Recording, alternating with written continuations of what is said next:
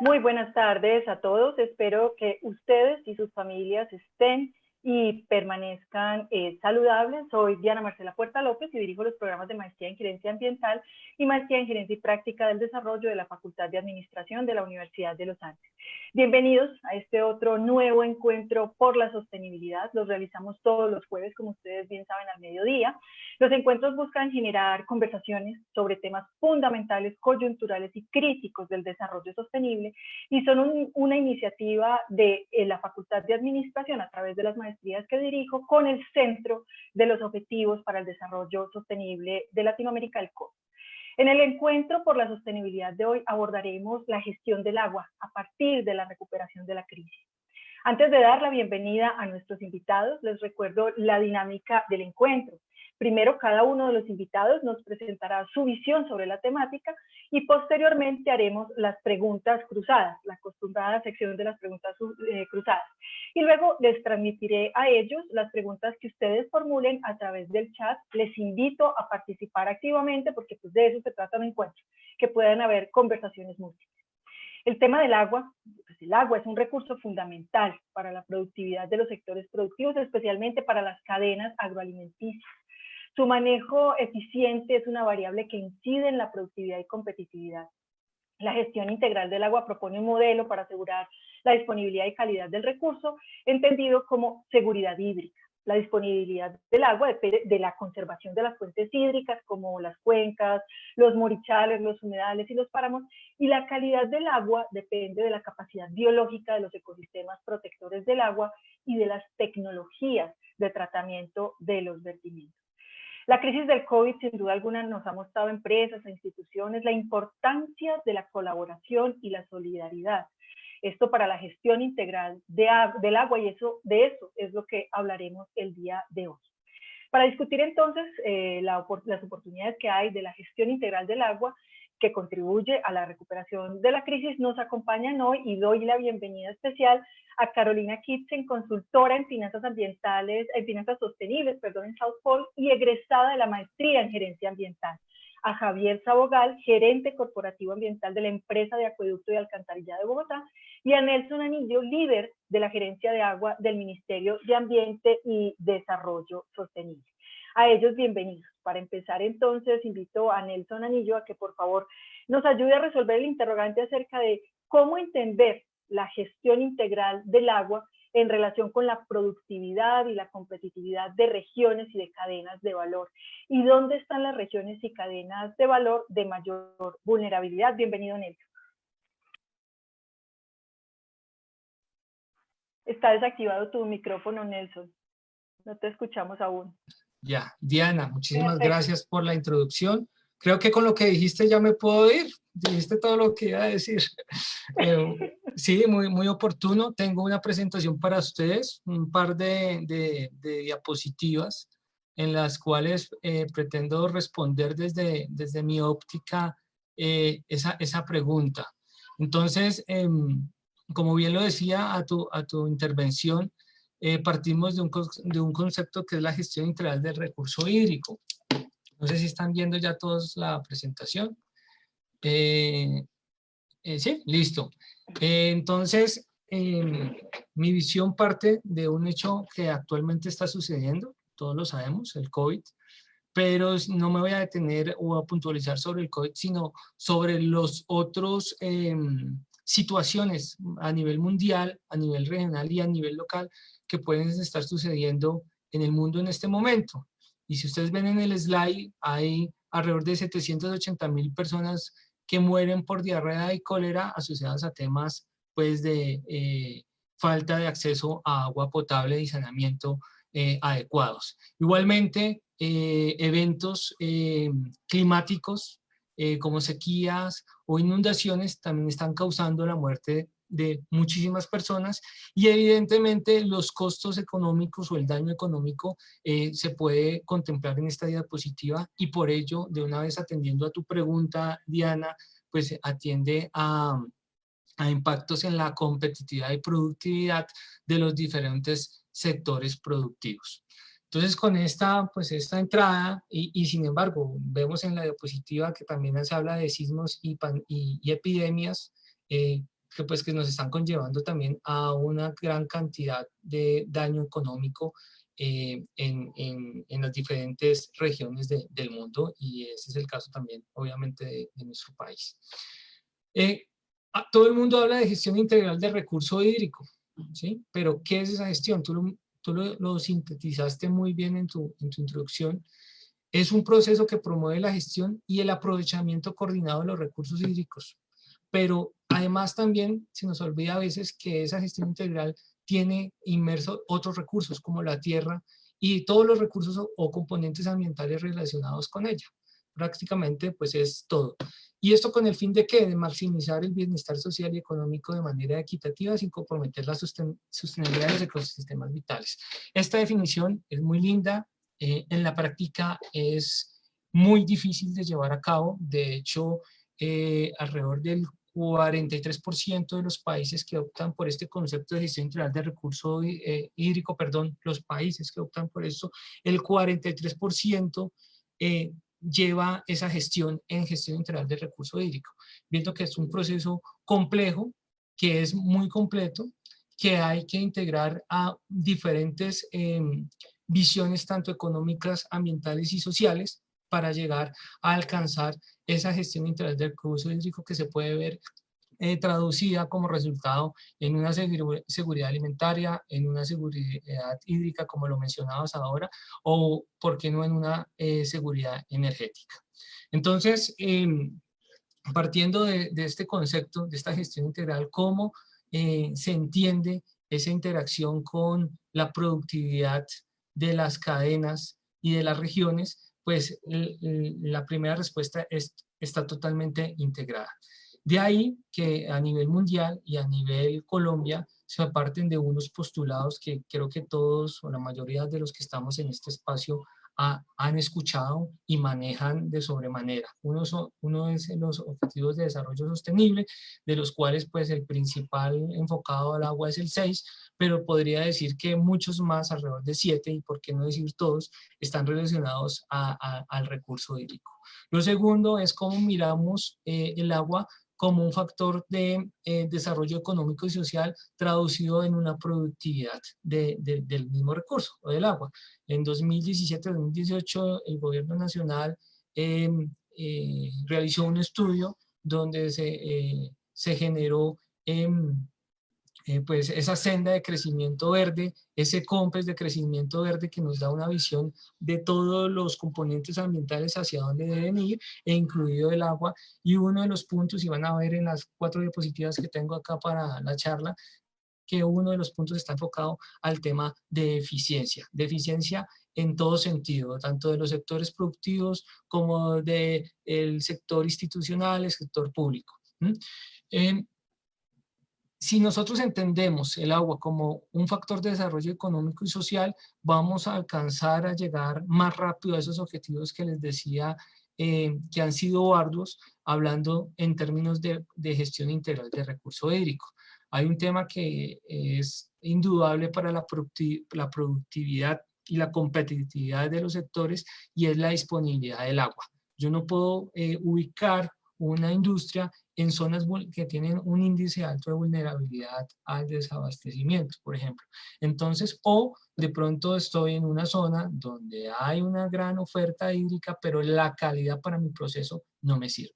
Entonces, estamos hablando de un tema de competitividad, y que esa competitividad tiene que ser sostenible y tiene que asegurar y evitar algunos factores, como pueden ver en la diapositiva.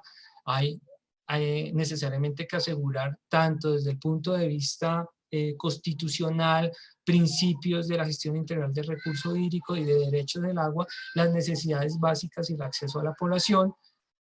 Otro factor a asegurar es el desarrollo socioeconómico o económico de las regiones, y por supuesto hay otro factor importante que es el tema de la conservación de los ecosistemas, y obviamente evitar los desastres, las transmisiones de enfermedades por el acceso al agua y diferentes factores de presión negativa que tiene el recurso hídrico.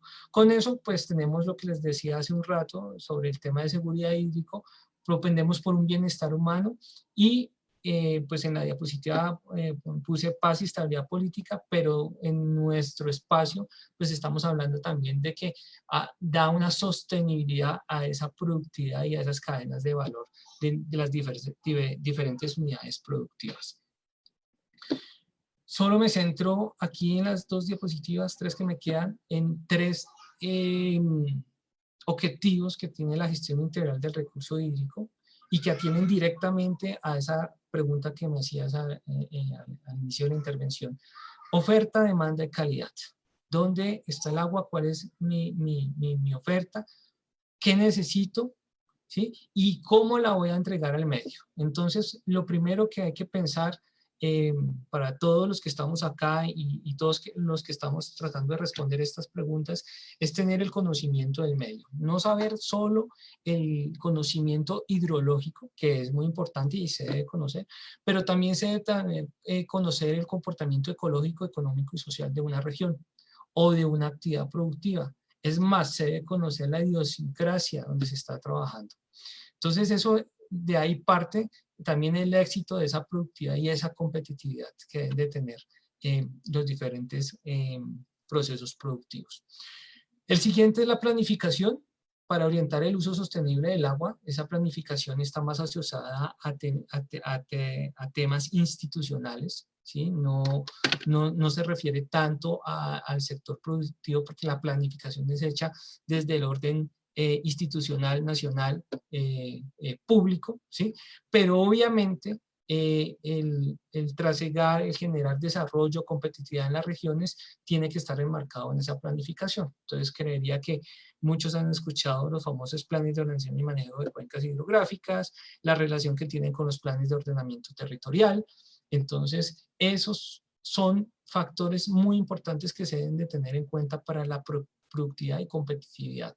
Yo a través de un proceso de planificación o el conocimiento de un proceso de planificación puedo saber si mi área de terreno es apta para algún tipo de cultivo, ¿sí? Teniendo pues esa planificación y conocimiento puedo tener asertivas decisiones en cuanto a esa productividad que voy a tener de un cultivo específico, o si estamos hablando en el sector de agua potable, tener también costos asociados internos, internalizar costos en cuanto a mantenimiento y costos de operación, porque sabemos que hay exceso o déficit de recursos de agua y tipo de calidad. Entonces, eso también me lo puede dar la planificación. Y el tercer punto relacionado a la oferta es la conservación.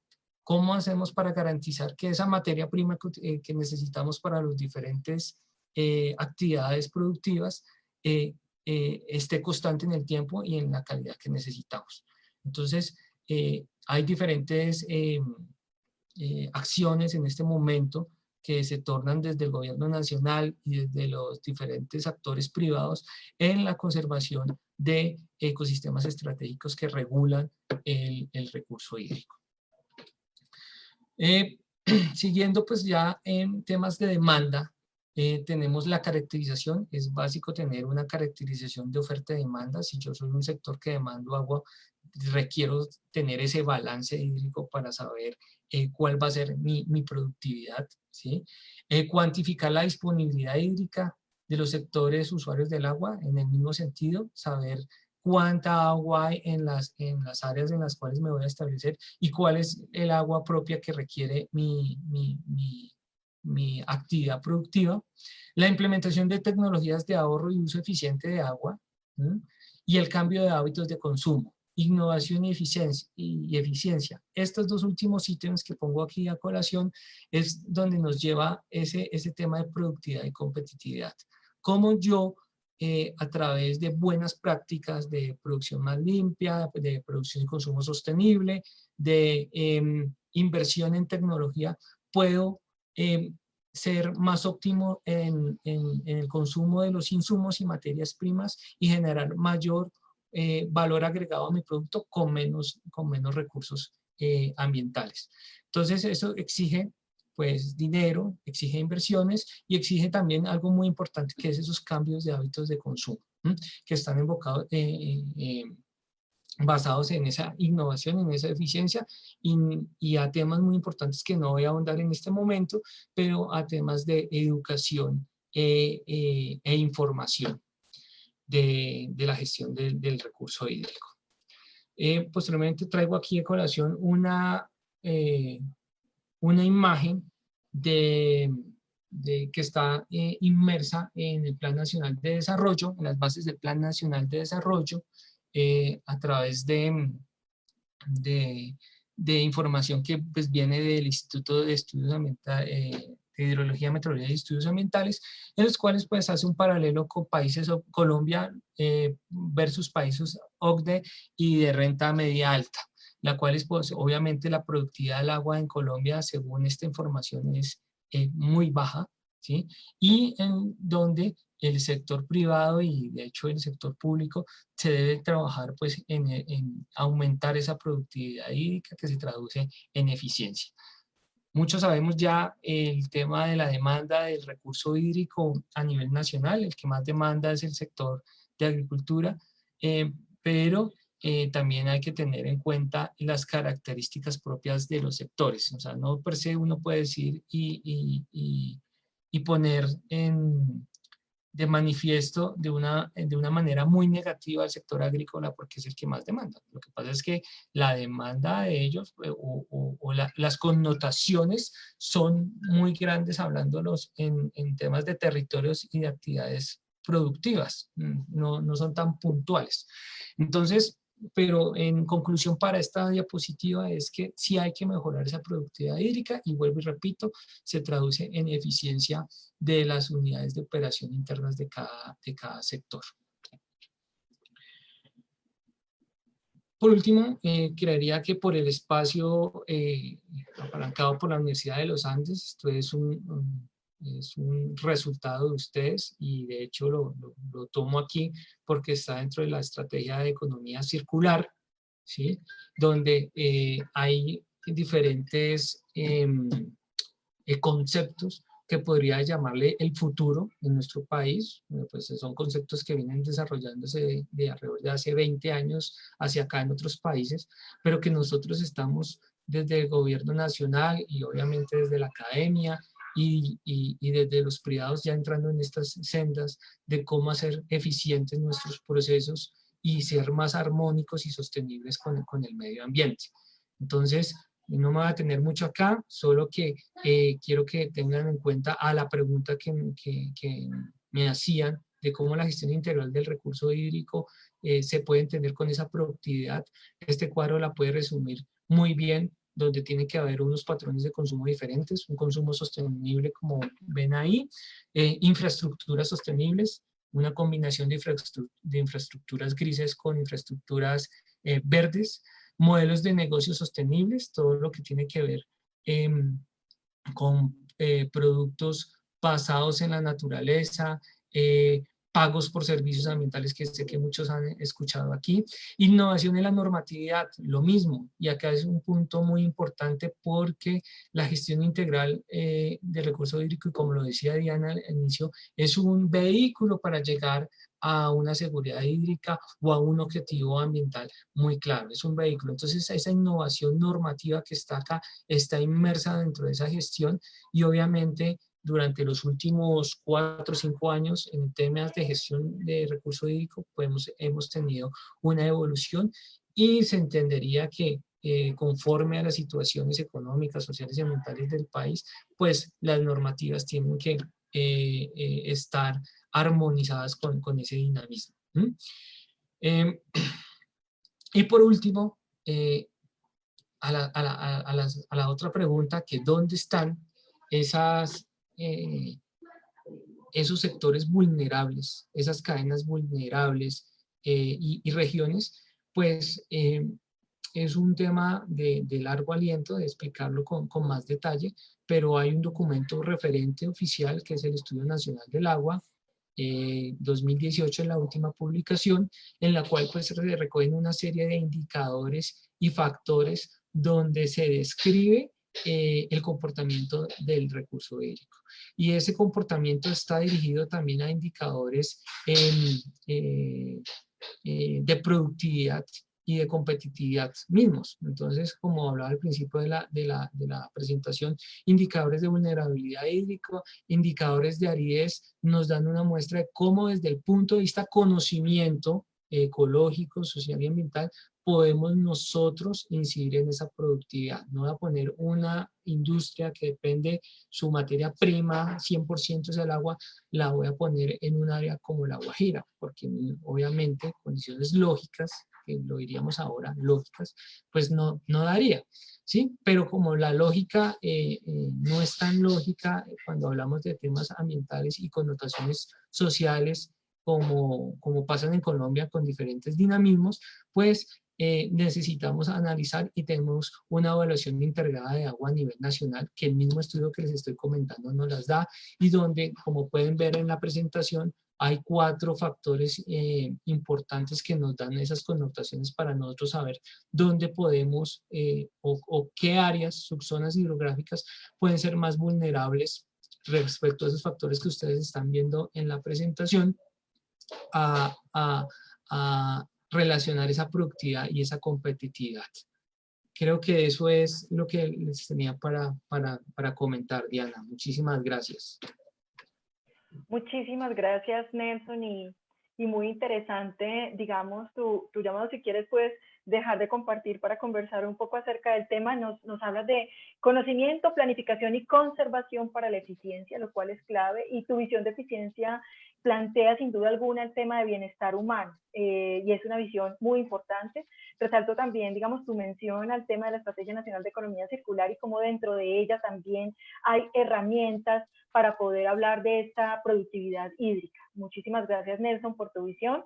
Ahora invito a Carolina Kitchen, gracias por estar, para que nos hables sobre cuáles son los modelos de negocio que nacen, surgen, que existen para la gestión integral del agua. ¿Cuáles ejemplos nos puedes dar? ¿Qué se requiere para desarrollarlos? Entonces, muy bienvenida, Carolina, te escuchamos. Vale, muchas gracias, Diana. Voy a compartir mi pantalla. Empecemos. Listo. Entonces, bueno, muchas gracias por la presentación, por esta invitación. Quisiera empezar agradeciendo a muchas de las personas que probablemente están oyendo en estos momentos porque comenté, no, me invitaron en los Andes a hacer esta presentación y la verdad es que saltaron muchas de esas personas a darme insumos, a recomendarme cosas, a mostrarme cosas para incluir en la presentación de hoy. Entonces, muchas gracias a todos. Es decir, esto fue una construcción colectiva y muchas gracias por ese apoyo. Lo segundo es frente a la pregunta, pues claramente sabemos que cualquier negocio, incluso cuando uno habla de tecnología de información, cualquier tipo de negocio, tenemos clarísimo que depende del agua. Es decir, el agua es vida, el agua, por lo tanto, está absolutamente ligada a cualquier proceso de desarrollo, cualquier proceso productivo y, por lo tanto, pues el agua siempre tiene que estar en la evaluación de las necesidades para que cualquier negocio prospere. En algunos más, en algunos menos, pero en general siempre tienen el riesgo de que si falta el agua, el negocio no se puede desarrollar.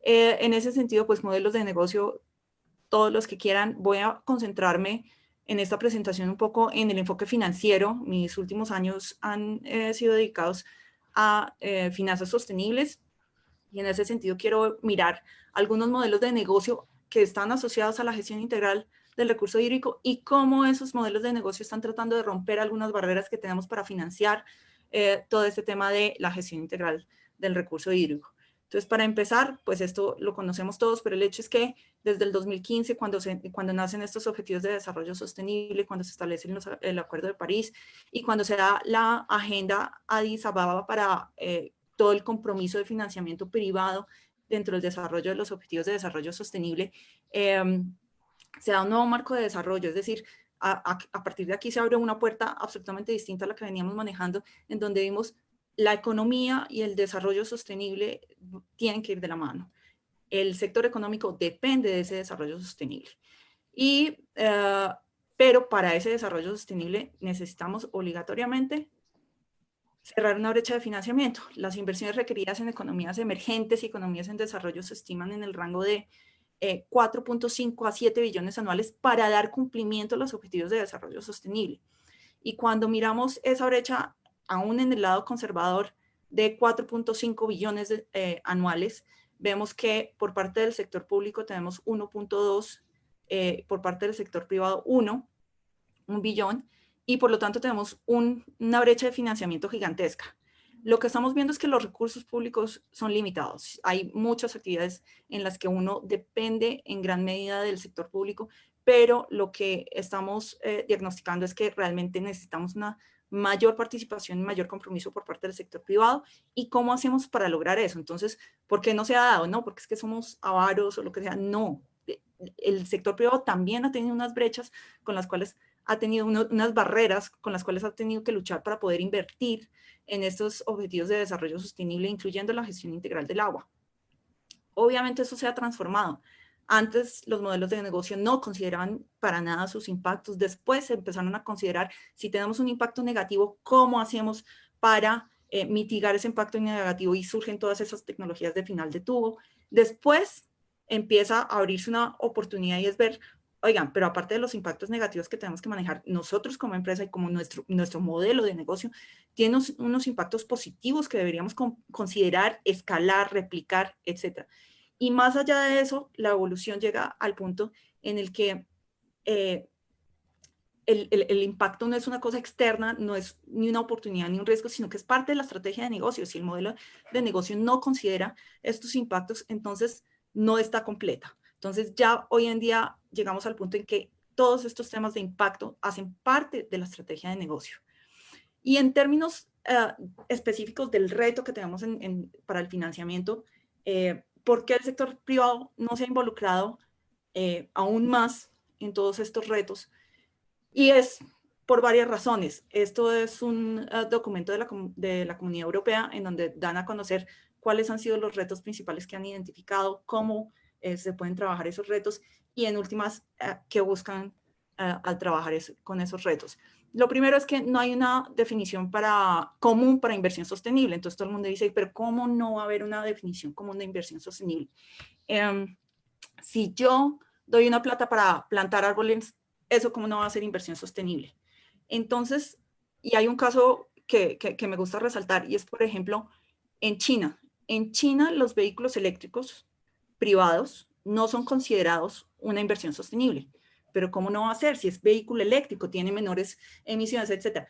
Cada contexto es distinto. Eso quiere decir que es muy difícil para una empresa y para un inversor privado, un inversionista privado, decidir si esto sí es o no es verde y también además qué rango de verde es. Entonces, en China, ¿cuál fue el problema? Que en China quieren apalancar el transporte público. Eso quiere decir que le están metiendo la ficha a todas las inversiones al sector público, no al sector privado. Y por lo tanto, los vehículos eléctricos privados no lo ven como una oportunidad sostenible para China. Entonces, dentro de su taxonomía, ellos sacaron los vehículos eléctricos. Entonces, eso es un ejemplo, simplemente un ejemplo de cómo se le dificulta a un inversionista privado realmente definir, listo, yo tengo una plata para invertir en algo verde, ¿en qué lo voy a invertir? ¿Cuál debería ser mi prioridad? ¿Qué sí es verde y qué no es verde? También está el riesgo de greenwashing que todos los conocemos. Entonces, yo también tengo una plata que me sobra, planto 5 o 10 árboles por allá, saco una cartelera gigante diciendo, planté mis árboles y realmente estoy atacando la materialidad de mi modelo de negocio, estoy incorporando estos impactos en mi estrategia y en mi modelo de negocio o simplemente estoy haciendo una campaña de greenwashing. Entonces, esos son riesgos en los que cae el sector privado y que definitivamente impiden en algunos casos que su inversión sea acelerada en estos temas. Otro tema, por ejemplo, los bancos y aseguradores no dan suficiente importancia a los riesgos climáticos y ambientales. Sabemos que tienen una misión y es generar rentabilidad, entonces frente a esa misión de generar rentabilidad a veces no ven que estos riesgos climáticos y ambientales están poniendo en riesgo esa misión. Los inversionistas son indiferentes a factores de sostenibilidad o subestiman el cambio climático. Y por acá también vemos que hay escasa información de actividades sostenibles corporativas. Es necesario mejorar la divulgación de la información no financiera para tener como resultado una gobernanza a largo plazo. estos son diferentes retos que se presentan para el sector privado para invertir de una manera más tranquila, más confiada y para acelerar esas inversiones del sector privado en estos retos, en estos objetivos de desarrollo y que también aplican para la gestión integral del recurso hídrico. Entonces, simplemente en esta presentación me voy a enfocar en unos 3 ejemplos de modelos de negocio que han sabido aprovechar precisamente esta oportunidad de la gestión integral del recurso hídrico para atacar estas barreras. Entonces, la primera barrera frente al tema de que no hay una definición de qué es sostenible y que además se cae en un riesgo de greenwashing. El primer ejemplo es un fondo de agua que se llama la Alianza Biocuenca. Entonces, en la Alianza Biocuenca, lo que se hizo es que una gran cantidad de actores están involucrados en la gestión de la cuenca del río Zulia y del río Pamplonita, pero no tenían un norte claro sobre, listo, dónde debemos invertir, qué es lo que buscamos como cuenca. Queremos es garantizar cantidad de agua a largo plazo, queremos reducir sedimentación, queremos reducir contaminación de los actores productivos en la parte alta de la cuenca. ¿Qué es lo que vamos a hacer? Entonces, ¿qué hace como tal un fondo de agua? Un fondo de agua establece claramente cuál es la situación de la cuenca, el contexto actual y cuáles son los posibles problemas. Puede ser escasez, puede ser inundaciones, puede ser sedimentación. ¿Quiénes son los clientes de esa cuenca y cuáles son sus necesidades? ¿Quiénes están dispuestos a invertir en esa cuenca de acuerdo a esas necesidades? Si hay un acueducto, lo primero que se nos viene siempre a la mente es la cantidad del agua. O sea, necesitamos arbolitos para garantizar que a futuro tengamos agua, pero, por ejemplo, a los acueductos en términos operativos y más en el corto plazo, tienen un impacto gigantesco por la sedimentación de la cuenca. Entonces, muchas veces las acciones prioritarias no están dirigidas principalmente al tema de garantizar el abastecimiento de la cuenca a largo plazo, sino también controlar sedimentación, y eso puede ser en un mediano o un corto plazo. Entonces, lo que hacen estos fondos de agua es precisamente agarrar esa oportunidad de necesitamos generar esa gestión integral de la cuenca, necesitamos poner de acuerdo a los actores que están aguas arriba, aguas abajo, las necesidades de los que están aguas arriba y las necesidades de los que están aguas abajo. Pero también una de las grandes cosas que apalancan los fondos de agua es que dan a conocer los impactos esperados de esas alianzas y de esas inversiones. Es decir, en últimas le dan una confianza a ese inversionista privado, de decirle, señor acueducto, señor embotelladora, señor productor de alimentos agroindustriales, lo que sea, mire, a través de este fondo de agua usted va a invertir tanta plata, vamos a tener estas áreas prioritarias, que ese es otro reto, identificar cuáles son las áreas prioritarias. Siempre va a haber recursos limitados, entonces no se puede invertir en toda la cuenca indiscriminadamente, sino que se tiene que ver dónde genera un mayor impacto. Y ese es otro reto gigantesco que tienen esos fondos de agua. Definir, listo, entonces vamos a intervenir estas 100 hectáreas, estas otras 200, etcétera. Y lo que hacen es generar confianza en ese inversionista privado. Miren, ustedes no sabían exactamente dónde invertir, ustedes tienen una plata, pero además creen que tienen que invertir porque saben que dependen de este recurso hídrico. Por lo tanto, nosotros le estamos ofreciendo esto. Tenemos unas reglas de juego claras donde usted aporta esto y a largo plazo lo que va a recibir es lo siguiente. A veces, por ejemplo, no es otra vez cantidad del agua, sino regulación. Entonces, no se trata de que tengamos más agua a futuro, sino de que cuando vengan los tiempos de sequía, se asegure que haya un caudal mínimo, un caudal ecológico y un caudal para también el sector productivo. Entonces, eso es lo que hace un fondo de agua, dar seguridad a ese inversionista de que su inversión va a tener un impacto, no de que va a ser plática perdida, de que fueron 5 árboles por allá, quién sabe dónde, y que eso nunca se vio. ¿Qué pasa también con esas inversiones? Que precisamente medir ese impacto puede ser o muy costoso o a largo plazo o muy difícil. Entonces, los fondos de agua lo que hacen es esas estimaciones mediante unos modelos muy estrictos que le pueden dar cierta seguridad a un inversionista de, mire, si usted nos da esta plata, vamos a asegurar que la cuenca va a mejorar en esta situación, en cuanto a sedimentación, en cuanto a calidad del agua, en cuanto a regulación hídrica y en cuanto a cantidad del agua. Entonces, ese es el primer ejemplo que quería poner sobre cómo un modelo de negocio puede desprenderse de la gestión integral del recurso hídrico y a la vez atacar esas barreras que tenemos para el financiamiento de la gestión integral del recurso hídrico. El segundo ejemplo que quiero mostrar es el de Banca Mía. El de Banca Mía me parece un ejemplo bastante interesante. En el mundo de las finanzas sostenibles hay una herramienta que se llama el de Blended Finance, que a veces llaman financiamiento mezclado. Y el propósito del financiamiento mezclado es, por medio del sector público, apalancar los recursos privados. Entonces siempre hay algo de discusión y algo de dilema. No, es que la plata del sector público tiene que ser para el público y no podemos invertir la plata del sector público en el privado porque ellos ya tienen plata.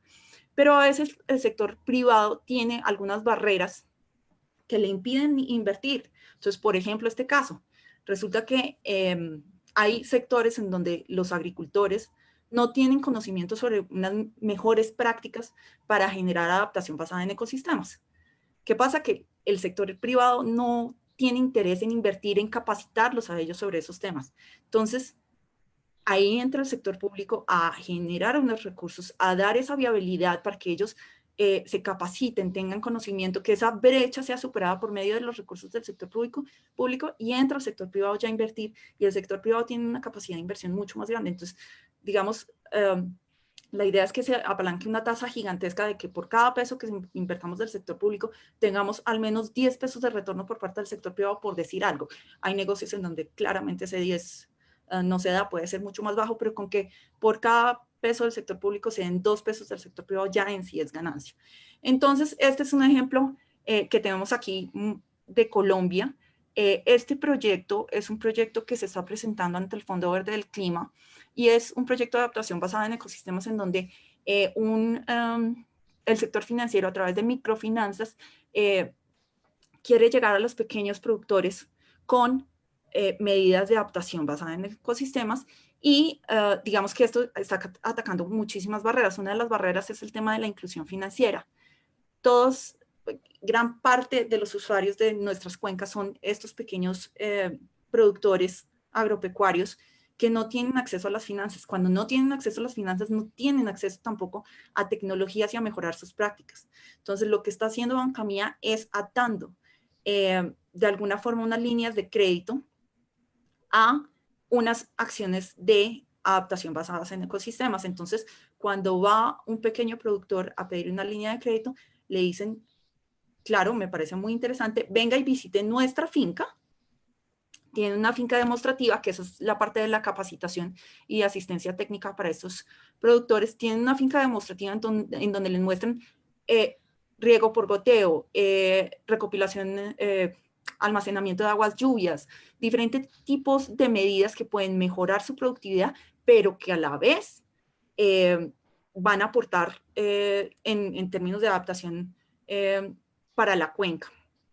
Entonces, Banca Mía lo que hizo es generar esa finca demostrativa, lleva a las personas allá y los créditos están atados a, listo, yo le voy a dar este crédito, pero usted va a aplicar esta medida de adaptación basada en ecosistemas. Eso está generando un impacto muy fuerte en términos de mejoras productivas, pero a la vez en el tema de impacto ambiental. ¿Qué me faltó decir? Una de las barreras que tienen gigantescas estos productores es que, si ustedes saben, nosotros aquí en Bogotá, por ejemplo, si pedimos un crédito de vivienda, en alguna época estuvo en 9, 12% anual la tasa. Estos productores están en unas tasas de 50% en el préstamo. Y uno dice, es escandaloso. ¿Cómo pueden pagar tasas del 50%? Y cuando trabajamos en temas de microfinanzas, la primera solución o el primer reto que la gente se plantea es, no, tenemos que bajarle a la tasa, pero realmente el reto no es ese. El reto no es bajarle a la tasa. Ellos pagan esas tasas, es decir, el 90 y pico % de los créditos que se van al sector agropecuario, que tiene una calificación de riesgo altísimo, resulta que son pagados. Entonces, lo que están demostrando es que pueden pagar, y a pesar de ser esas tasas tan altas, realmente el reto es lograr llegar a esas poblaciones que son excluidas de ese financiamiento para así lograr mejoras en sus técnicas y, por lo tanto, unos impactos positivos en la cuenca. Y el último ejemplo que tengo es el de Redescar, y aquí no voy a detallar mucho porque yo sé que mis amigos de la Universidad de los Andes son los expertos en Redescar, entonces no voy a detallar mucho, pero básicamente lo que quiero resaltar es que hay muy poca información para los inversionistas. Y eso hace que los inversionistas no tengan confianza, no inviertan con confianza en las cosas, no quieren invertir en ciertos proyectos porque no tienen información sobre si el proyecto ya alguien lo hizo, sobre si ha funcionado, sobre cuáles han sido los impactos positivos, sobre cuáles son las barreras para implementarlo, las dificultades, etc. Entonces, ¿qué ha hecho Redescar? Redescar tiene un modelo de cambio sistémico que suena bastante orgánico, pero básicamente es eso. Apoyan a través de una estrategia de cambio, apoyan a través de un aprendizaje en la práctica, es decir, implementan esas estrategias de cambio, hacen ese aprendizaje en la práctica y después se genera una colaboración en red, en donde hay un trabajo en conjunto y voluntario entre empresas de una misma cadena de valor en identificar cuáles han sido medidas exitosas, cómo las han implementado, cuáles son los impactos positivos que se han generado, y eso ha generado una red de trabajo, precisamente una red de trabajo que permite que esa información que hace falta para que el inversionista privado tenga más confianza y entre a implementar este tipo de medidas, lo pueda hacer. Entonces, ese es uno de los valores gigantescos que tiene esta iniciativa de Redescar y que ataca precisamente esta última barrera, y es que hay escasa información para las actividades sostenibles corporativas. Y pensando en el largo plazo, precisamente una de las cosas que genera es esa gobernanza a largo plazo, genera una red que tiene una estructura muy fuerte, que no es fácil de romper, que no depende del presidente de turno ni del gobernante de turno, sino que entre esa red se establecen lazos muy fuertes que son difíciles de romper y por lo tanto genera posibilidades de que esa gestión integral del recurso hídrico a nivel general de cuenca integral realmente se pueda dar. Y vale, pues esos eran como tres. Bueno, quería terminar dando como unos mensajes, disculpen que estén en inglés, pero básicamente esto, la fuente es del mapa de ruta que tiene Luxemburgo para finanzas sostenibles. La banca de inversión de Luxemburgo, la bolsa de valores, perdón, es una de las bolsas de valores que primero entró en el tema de sostenibilidad, de involucrar a la inversionista en temas de sostenibilidad. Y el primer mensaje es que primero el desarrollo sostenible y el desarrollo económico no están en contra, son complementarios, y definitivamente se ha visto que gran parte de los temas de sostenibilidad generan impacto positivo económicamente. Entonces generan ganancias y por lo tanto tienen sentido económico. Lo segundo es también una reflexión que se está haciendo desde Luxemburgo, y es que el sistema financiero, del cual depende mucho que también el inversionista privado se mueva, el sistema financiero hoy en día está replanteando su razón de ser. Su razón de ser antes era generar ganancias a quien invierte en mí, ¿cierto? El que me da su plata. Pero hoy sí están reevaluando esa noción y están diciendo cuál es la razón de nuestro negocio. Y están involucrando el tema de sostenibilidad, están preguntándose cuál es nuestro impacto en la sostenibilidad y cómo hacemos nosotros para involucrarnos también en el tema de sostenibilidad de tal forma que nuestro negocio apalanque los temas de sostenibilidad y crecimiento económico sostenible, en vez de ser totalmente insensibles y totalmente desviados de este propósito. Entonces, eso es un mensaje que da un poco de luz, ¿cierto? De buenas noticias, y es que el sector financiero también está cada vez involucrándose más en este proceso. Muchas gracias, Carolina, y me sumo plenamente a tus dos últimas recomendaciones. Igualmente es muy interesante cómo nos presentas ejemplos concretos, un fondo de agua, un esquema de adaptación basado en ecosistemas, el modelo de cambio sistémico que propone Redescar, que finalmente son modelos de negocio para la gestión integral del agua que sin duda, lo que tú dices, consideran tres aspectos claves: el tema de la confianza, la administración sostenible y una gobernanza sólida. Te agradezco, y también agradezco al comité del que hablabas de apoyo para construir esta presentación. A ellos también muchas gracias, y doy paso entonces a Javier Sabogal. Si quieres, Carolina, te agradezco si podemos dejar de presentar tu presentación para darle paso a Javier, gerente corporativo ambiental de la empresa de acueducto y alcantarillado de Bogotá. Javier, bienvenido, y quisiera preguntarte cuáles son las condiciones que facilitan la gestión integral del agua, cómo el acueducto de Bogotá involucra a los usuarios, empresas y consumidores domésticos a esta gestión integral del agua. Entonces, bienvenido Javier, te escuchamos. Diana, muchas gracias. Creo que ya está mi presentación. Yo también quiero agradecerle a la facultad y al centro la invitación y también a los amigos que nos han ayudado durante tantos años a estructurar estos temas que venimos hablando relacionados con el tema de agua.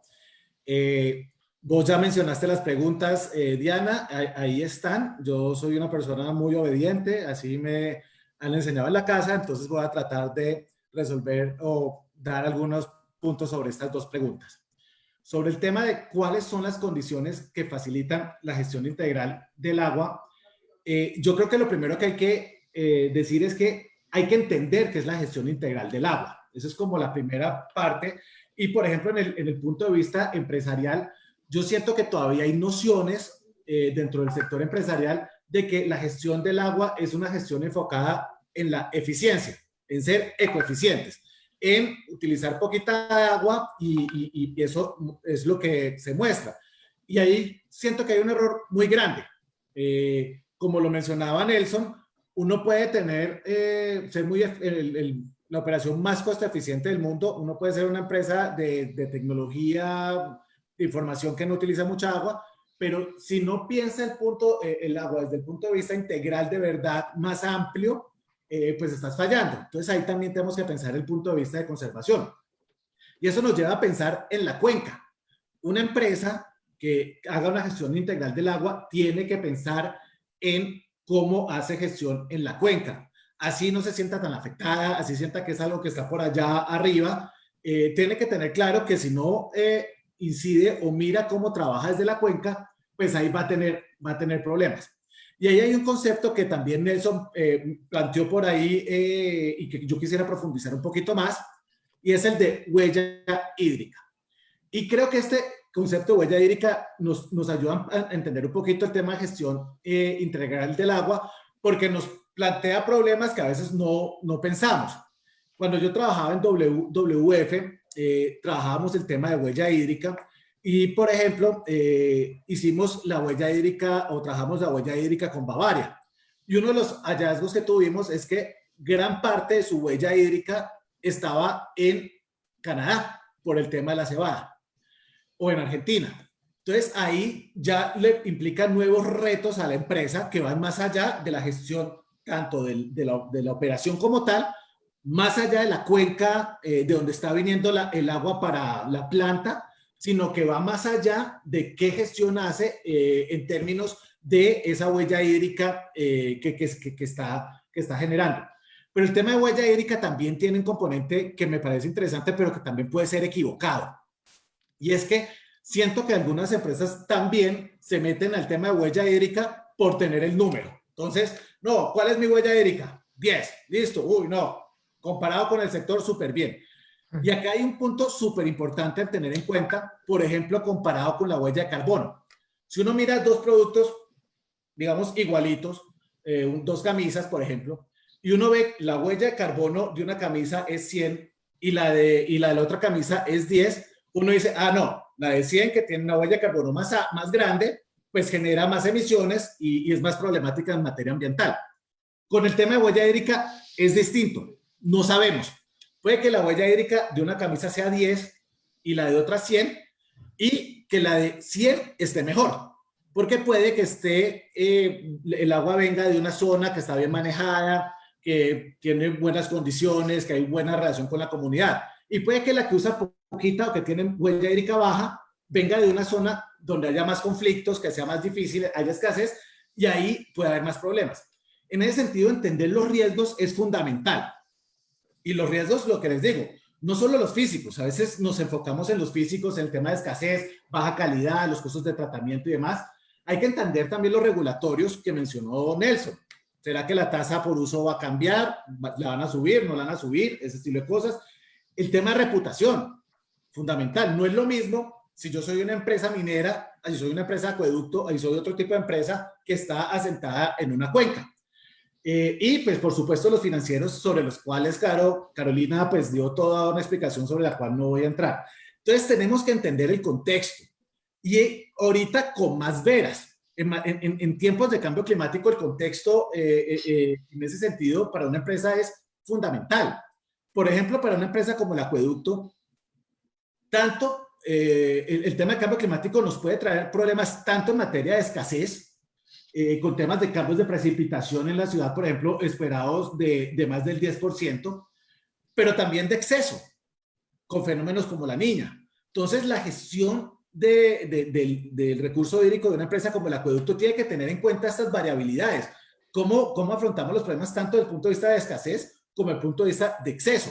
Entonces, escasez tenemos que plantearlo en materia de, por ejemplo, protección de los ecosistemas.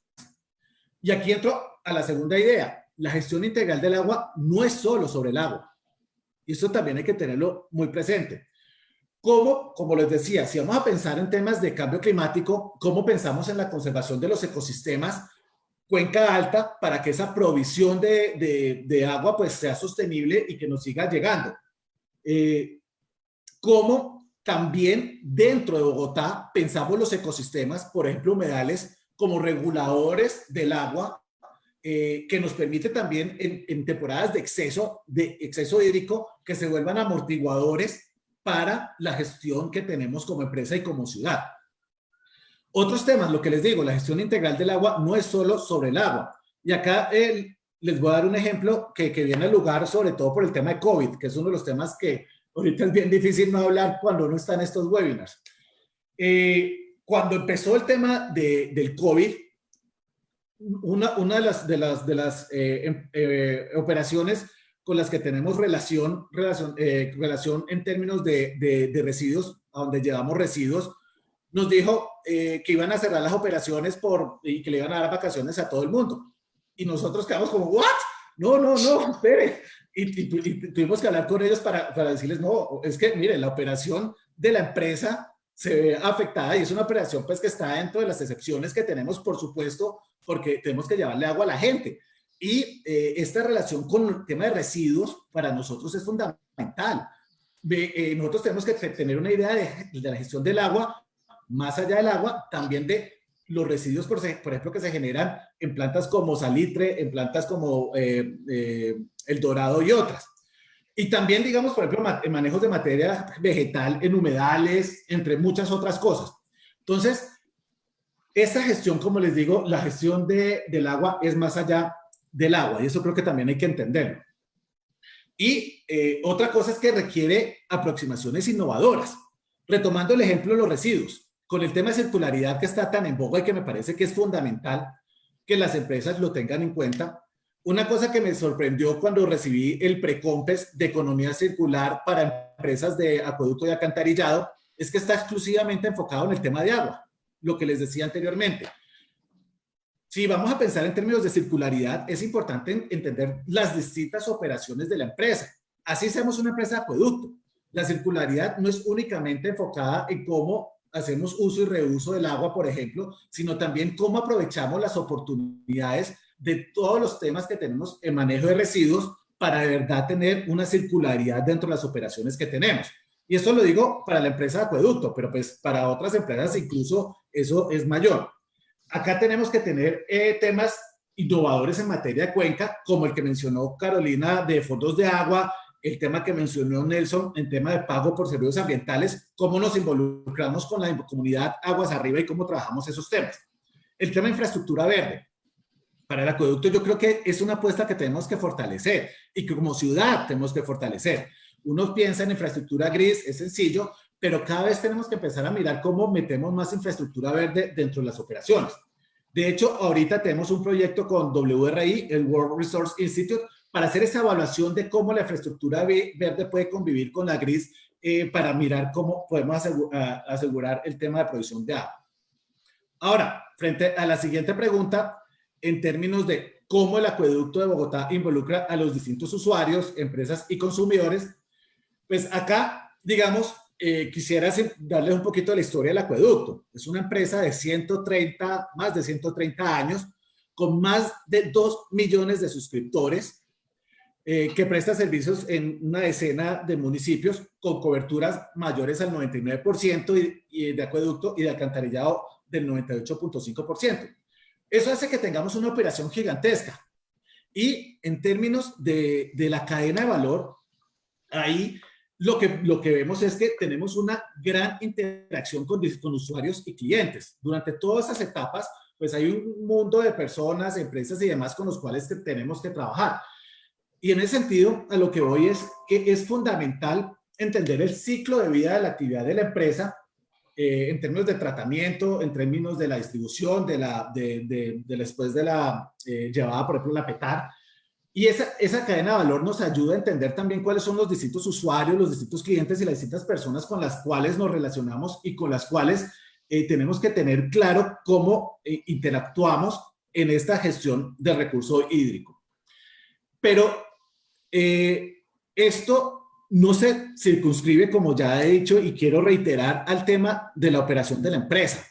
Acá tenemos que tener una perspectiva de cuenca, tener una perspectiva de cuenca, tanto desde la cuenca alta hasta la cuenca baja, de donde estamos recibiendo el agua hasta donde le estamos llevando, donde hay una diversidad de actores de distintos tipos con los cuales tenemos que relacionarnos en términos de la gestión que hacemos.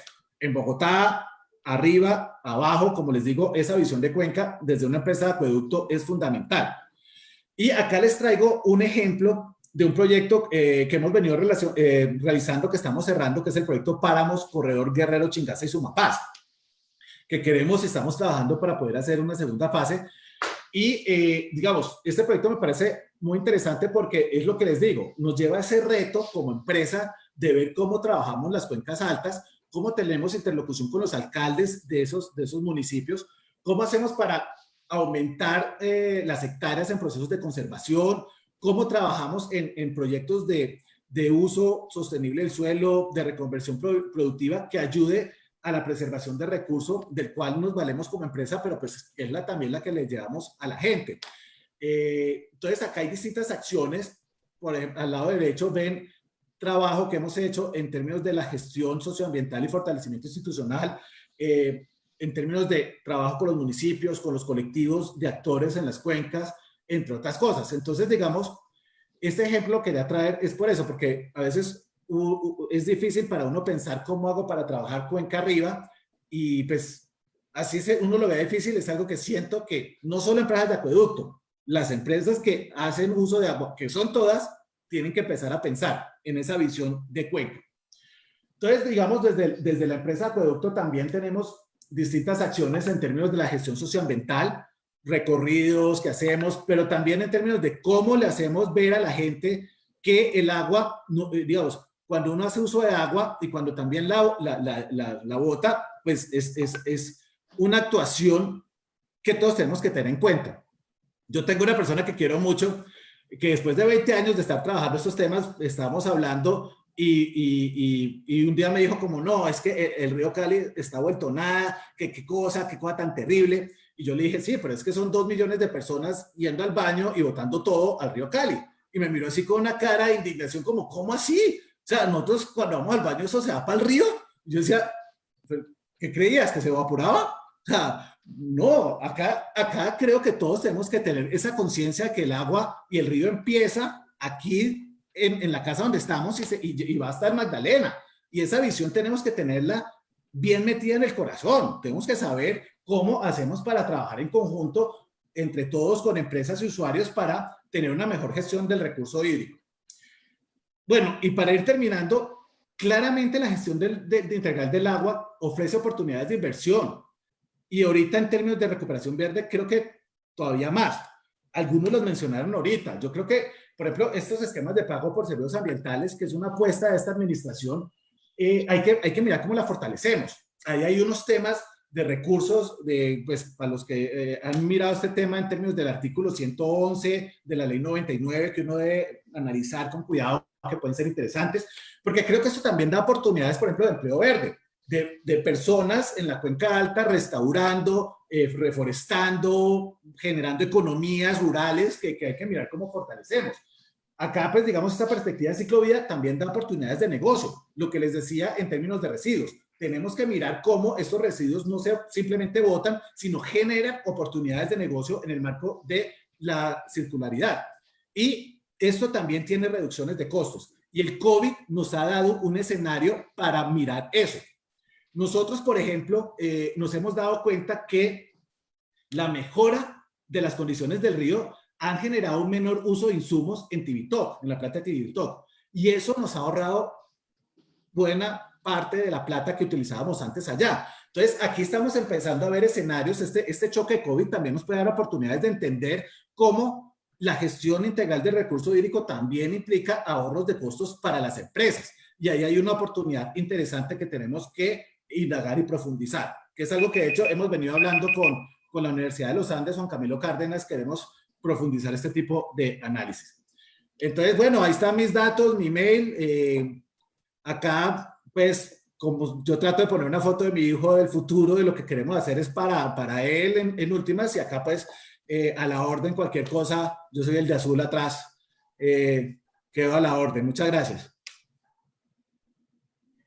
Muchas gracias, Javier. Yo creo que has dicho asuntos que son clave y que nos cambian un poco la perspectiva también desde tu visión estratégica. Cuando hablas de que la gestión integral del agua es mucho más que el agua, el tema del COVID o la pandemia no puede parar esta gestión. Y te agradezco por la mención de esa visión de circularidad como algo mucho más integral, que va más allá, también el tema del manejo de cuencas y el tema de la infraestructura verde, y también como nos planteas una oportunidad en medio de esta crisis, una oportunidad de ahorro, de una visión distinta, de replantearnos las prácticas. Entonces, muy ilustrativo y gracias también. Bueno, los invito a todos. Javier, te agradezco si ya dejas de compartir la presentación para que nos veamos con Nelson también y Carolina, y pasemos, digamos, a esta parte que es una sección que tenemos acostumbrada en los encuentros por la sostenibilidad, que se llama de preguntas cruzadas. Y las preguntas cruzadas, para ello les invito a todos a abrir su micrófono y a poner su video, y se trata de que Nelson le va a formular una pregunta a Carolina, luego una pregunta a Javier y así los demás. Entonces, Nelson, tu pregunta para Carolina. Listo, Carolina, pues basado en tu presentación, muy chévere, tengo una pregunta, es ¿cómo hacemos para que el sector financiero, la banca, vea con más suficiencia la importancia del tema de sostenibilidad ambiental? O más de que sostenibilidad, todo el tema de ambiente y riesgo climático y esas oportunidades que se pueden encontrar si se hace una buena gestión ambiental. ¿Cómo lo hacemos? Sí, yo sé que presentaste varios ejemplos, puede estar ahí la respuesta, pero como vengo del sector público, ¿sí? Y he estado pues explorando en el último año y medio estos ejercicios, creería que falta aún más, porque estos son iniciativas que pues no han sido masificadas. ¿Qué faltaría para que desde la banca se pueda masificar, y cómo desde lo público podemos ayudar a esa masificación? Bueno, pues una de las barreras que tienen desde el sector productivo, desde el sector financiero, es el tema de conocimiento. Si ustedes, pues, en últimas se ponen a detallar, los profesionales que tienen fueron profesionales que fueron formados en el tema financiero, no tienen ni idea de economía circular, no tienen ni idea de emisión de gases de efecto invernadero. Entonces, cuando se le habla a un profesional comercial de un banco, de oiga, porque hay una línea, no hay una línea de crédito para eficiencia energética, pues para él es difícil, es una barrera, es un tema de conocimiento muy, muy difícil de superar. En ese sentido, ya se están tomando algunas medidas. Hay bancos que ya tienen unos portafolios y unas líneas en donde están capacitando precisamente a sus comerciales para entender de qué se trata. Y incluso hay bancos, una presentación más amplia tenía ejemplos de bancos en el extranjero, porque en Colombia claramente hay unos ejemplos muy, muy específicos, pero en el extranjero hay líneas de investigación en este sentido, de negocios verdes. Ellos tienen líneas de investigación en donde están tratando no solamente de ser reactivos de que es que me llegó tal negocio de mango en yo no sé dónde y esto es verde o no es verde, sino que ellos mismos están viendo esas oportunidades, ellos mismos las están creando, ellos están volviendo parte de ese modelo de negocio para generar esas posibles líneas de sostenibilidad. Entonces, definitivamente una de las primeras barreras que tenemos que superar es el conocimiento, porque pues ellos, otra vez, todos los modelos de negocio están enfocados en en qué me debemos centrar, y entonces están enfocados en la parte financiera. La otra es la perspectiva de riesgo. ¿Qué pasa? Que el sector financiero tiene una perspectiva de riesgo muy alta para los temas de sostenibilidad. Los plazos de retorno son muy largos para ellos, tienen desconocimiento de los resultados, etcétera. Entonces eso hace que el perfil de riesgo sea aún mayor.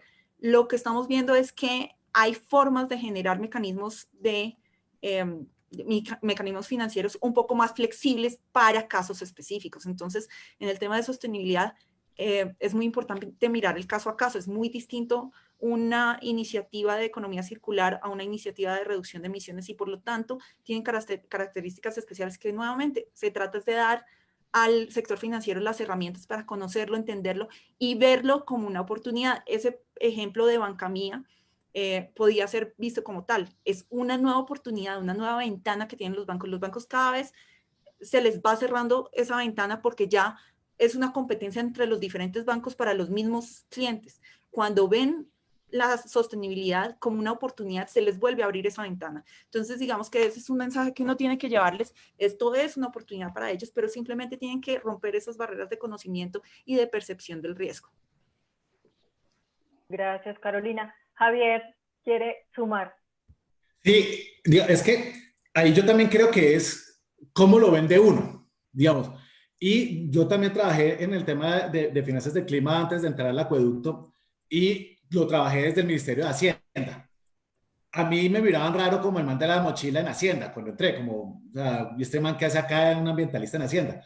Pero cuando empezamos a analizar los temas y ver la relación, por ejemplo, de cambio climático con inflación y mostrar claramente esa relación, ya uno empieza a decir, ah, bueno, es que esto como Ministerio de Hacienda sí me pega. Pero por otro lado, cuando empezamos a mirar temas como impuesto al carbono y le decíamos al ministro, es que esto es un recaudo de 600.000 millones al año, entonces él también decía, ah, bueno, entonces acá también hay otros incentivos. Y ahí, digamos, yo creo que, digamos, el rol del sector privado y cómo el sector privado se va moviendo y aquí, digamos, siento que en Colombia ha sido uno de los líderes, si uno lo mira como el de Protocolo Verde, entre otros, cómo han venido metiendo estándares ASG y cómo también, por ejemplo, el liderazgo de unos bancos ha jalado a otros. Recuerdo cuando hicimos un evento de finanzas del clima, que estaban como dos bancos ahí mirando el tema de la emisión de un bono verde y de pronto uno hizo el anuncio que lo iba a hacer, ahí mismo el otro llamó al presidente diciéndole, oiga, este ya lo va a hacer, entonces digo, sáquemelo ya. Entonces eso generó como todo el tema de dinamismo para poder hacer esa emisión, pero también creo que el rol del sector público en las cosas en la señal que manda es fundamental. Por ejemplo,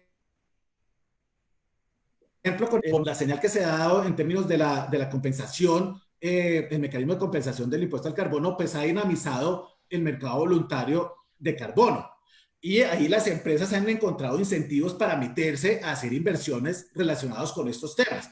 Entonces, esas cosas son las que también creo que mandan señales y podemos mover al sector privado para hacer inversiones en esto. Gracias, Javier. Yo creo que es clave. Y Nelson, la pregunta entonces para Javier. Uy. Para Javier. No, para Javier, pues creo que totalmente pues de acuerdo a los puntos de vista que tiene Javier, pero en términos de Bogotá, puntualizando Bogotá, sabemos que pues en gran medida, en gran porcentaje el agua no es propia, en la que consume Bogotá no es propia de Bogotá misma, sino de otra cuenca. Esa pregunta te la habrán hecho 1000 veces, pero ¿cómo nosotros podemos asegurar o la empresa qué visión tiene acerca de la otra cuenca que nos está dando el agua? ¿Cómo podemos llevar esos mecanismos, esa productividad ese desarrollo de inversiones a la otra cuenca? ¿Se está haciendo? No lo desconozco, por eso hago la pregunta. ¿Y cómo podríamos? Porque esto es un claro ejemplo a nivel nacional, es una vara alta porque es Bogotá, pero puede suceder y está sucediendo en otras zonas del país. ¿Cómo podemos desde fuera de nuestra jurisdicción, fuera de esa perspectiva de cuenca que hablabas ahora, podemos incidir en las otras cuencas que nos están dando pues esos diferentes servicios ecosistémicos? No, pues, digamos, es que yo también creo que acá tenemos que tener una reflexión como personas que trabajamos el tema de agua. Y es que, digamos, yo siento que todavía hay esa visión de tubo, de movemos el agua, la llevamos, la ingeniería lo puede todo. Acá Carolina es ingeniera civil, allá siempre les dicen, siempre que haya plata, eso puede hacer lo que quiera. Creo que esa visión es la que también tenemos que empezar a cambiar, y por eso mencionaba el tema de infraestructura verde con infraestructura gris. Digamos, no dejar la infraestructura gris de lado, pero mirar cómo podemos trabajar estas dos cosas en conjunto. Yo esperaría que, digamos, podamos tener más información y mejor en términos de lo que pasa en Cuenca Alta y en otras cuencas para tomar mejores decisiones. Digamos, en el pasado, digamos, yo creo que la decisión que tomó es correcta y pues con la información que había, hubo unas reflexiones sobre cómo hacemos esta gestión y cómo le llamamos agua a millones de habitantes. Creo que ahorita tenemos más información y tenemos más capacidad de diálogo con los distintos actores en las distintas cuencas para poder generar consensos en términos de mecanismos como los que pues, el Estado ha generado en consejos de cuencas, en participación en POMCAS y demás, para poder ver cómo hacemos, tomamos las decisiones en conjunto de manera que se afecte de menor manera tanto los otros municipios como los propios. Ahora, también hay mecanismos de compensación que tenemos que fortalecer o hacer más efectivos en términos de si hacemos alguna afectación, pues cómo también retribuimos esa afectación. Entonces, digamos, hay unas distintas dinámicas que nos tienen que llevar a ver cómo vemos eso a futuro. Yo creo que el tema de cambio climático también está mandando unas señales claras de cómo deben o pueden ser las intervenciones en materia de protección de páramos, en materia de protección de ecosistemas y otras cosas que también creo que nos va a llevar a que la agenda sea distinta en esas negociaciones que tengamos con los municipios. Muchas gracias, Javier. Carolina, tu pregunta para Nelson. Bueno, Nelson, yo estuve involucrada hace muchos años en un proyecto que buscaba reutilizar aguas de producción de un campo petrolero. No sé en qué quedó eso, pero la pregunta básicamente es, ¿cómo hacen desde el ministerio, cuál es la visión para balancear el principio de precaución de no, esa agua no la debemos usar porque no sabemos qué impactos pueda tener, y el principio de que queremos generar una economía circular y recircular agua, reutilizar el agua? Entonces, ¿qué está pensando el Ministerio de Ambiente para poder balancear esas dos visiones de ese principio de precaución y esa necesidad de empezar a reutilizar más nuestros recursos? Pues Carolina y todos los que estamos en este espacio, yo les comentaba ahora en la presentación de la innovación de las normatividades y las visiones y características propias de los diferentes sectores en diferentes etapas del tiempo. Ese principio de precaución, pues obviamente tiene muchísimos años, ¿sí? Creería que es de mandato constitucional, ¿sí? Pero lo que hemos visto fuera de ese concepto y esa posición de precaución es que debemos de avanzar en temas como el reuso de agua, ¿sí? Las últimas misión verde que hizo DNP, Gobierno Nacional, y las diferentes dinámicas y visiones a nivel internacional dan una opción muy importante a lo que es el reuso y la reutilización de agua. Entonces eso implica que desde el Ministerio de Ambiente pues estamos abriendo la puerta. Tenemos pues una resolución, ustedes saben, desde el 2014 con este tema de reuso, pero consideramos que debemos de ampliar ese espectro en reuso, y uno de los posibles temas que podríamos entrar a revisar son esas aguas de producción. Obviamente, esa visión tiene unos condicionantes, y el condicionante creo que lo hemos hablado durante todo este espacio, y es el conocimiento y el comportamiento del recurso propio. Entonces, para allá vamos. No es algo que yo pueda decir que vamos a solucionar en 1 o 2 años, ¿sí? Pero esa es la senda, y no es solo la senda de lo que estamos mirando desde el ministerio, sino es una tendencia mundial. ¿Cómo hacemos ante las presiones que surgen del recurso hídrico, los problemas de accesibilidad a la misma? ¿Cómo podemos ser más eficientes en utilizar esos recursos que no hemos tenido en cuenta y que, si técnicamente son posibles de llevar a cabo, pues por supuesto que la normatividad va a permitir pues esa promoción del aprovechamiento de ese tipo de aguas. Nelson, ¿y los estudios que se han realizado hasta el momento sí han dado como resultados positivos para ello? O sea, ¿han aportado un poquito a que ese proceso se pueda, pues que se pueda dar esa viabilidad? Pues realmente, Carolina, ahí sí desconozco en el tema de estudios cómo vamos, ¿sí? Pero te puedo decir que todavía hay algunas barreras, y no solo en ese sector con esas características que me comentas del agua, aguas de producción, sino podemos ver otras aguas residuales que tienen un contenido más orgánico, como las que se generan en los procesos, por ejemplo, de agricultura. Entonces, sumado a esos procesos de agricultura, pues hay que hacer un análisis propio, una caracterización propia de esa agua y cómo se comporta para los diferentes usuarios,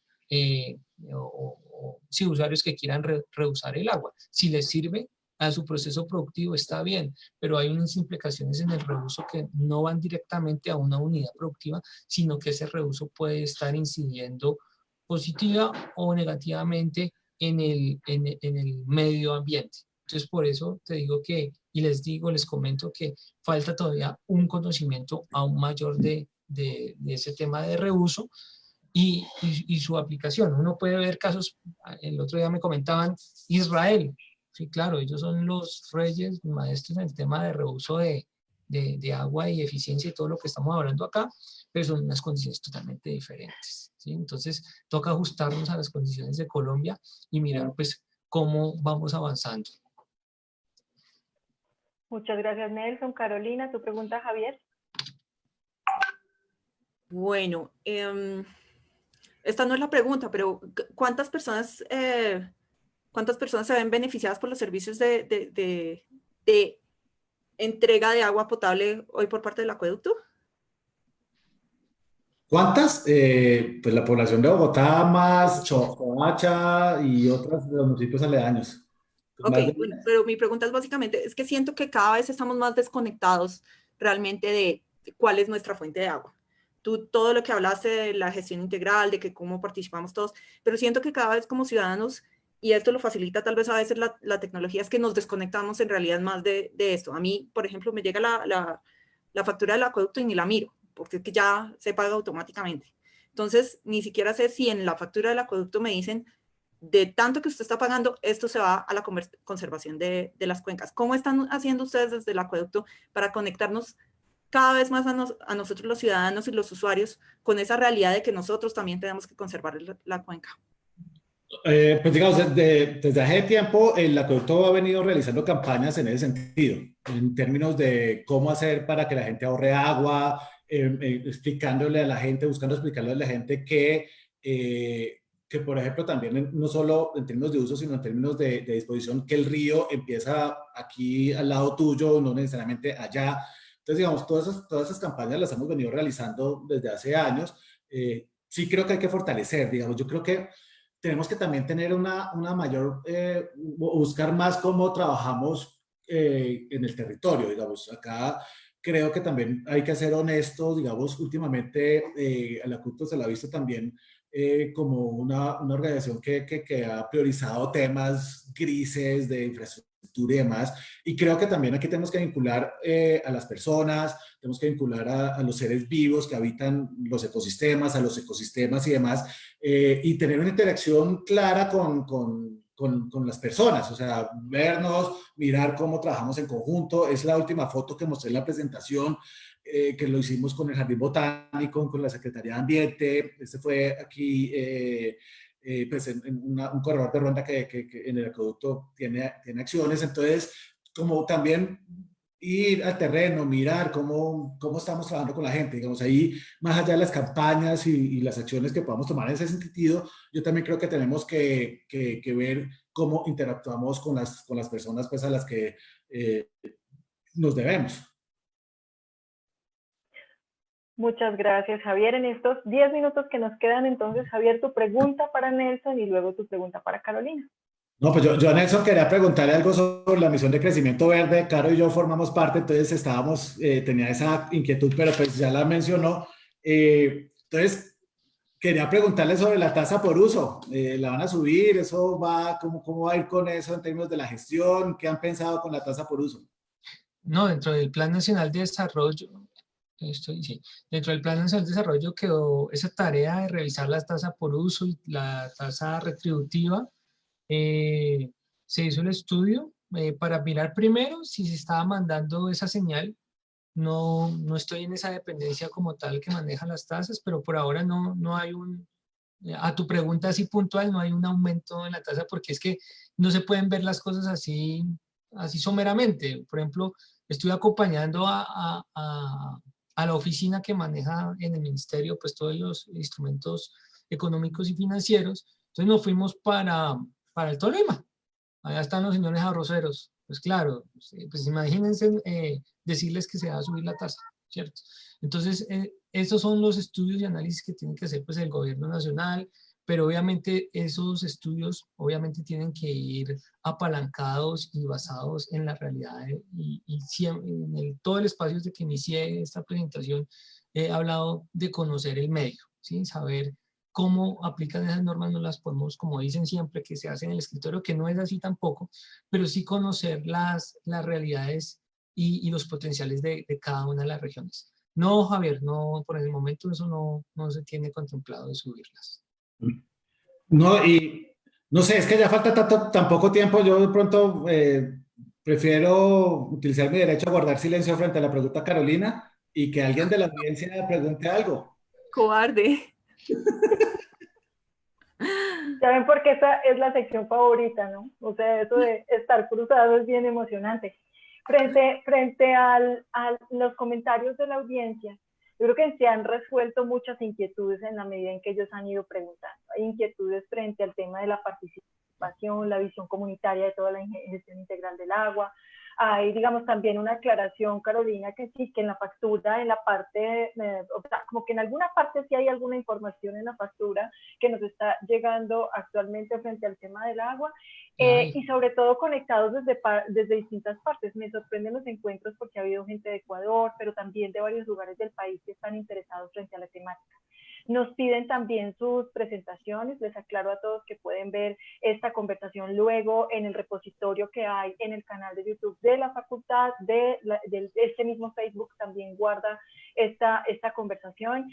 Gracias por su participación. Como les digo, las preguntas se han venido abordando sin duda, se han evacuado. Y recordarles, de verdad, gracias Javier, Nelson y Carolina por este encuentro. Y recordarles a todos que los invitamos el próximo jueves a otro encuentro por la sostenibilidad. El próximo encuentro será sobre por qué es importante incluir, hacer transversal el desarrollo sostenible en la educación superior. Nos va a acompañar el viceministro de Educación Superior, Luis Pérez, va a estar también Manuel Rodríguez, profesor emérito de la Facultad pues de la Universidad de los Andes, de la Facultad de Administración, y Juan Luis Mejía, rector de AFIT.